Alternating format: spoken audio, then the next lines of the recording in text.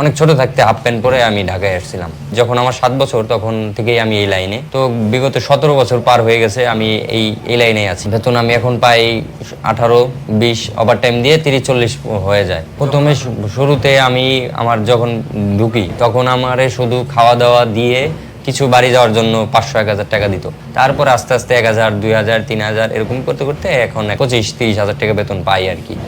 কেউ আমাদের কাছে 1 লাখ অর্ডার দিল, আমরা তখন কাগজে ফ্যাক্টরিতে ফোন দিয়ে আমরা আমাদের মতো সাইজ মতো কাগজ আনার পর আমরা আনপ্যাকেট করে খুলে তারপর কাটিং মেশিনে কাটিং করে তারপর ছাপায় পাঠাই।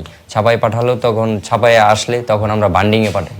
বান্ডিংয়ে থেকে তখন তার মন মতো যেভাবে চায়, আঠা দিয়ে, তার দিয়ে, বিদেশি তার দিয়ে, যেভাবে চায় সেভাবে আমরা করে থাকি।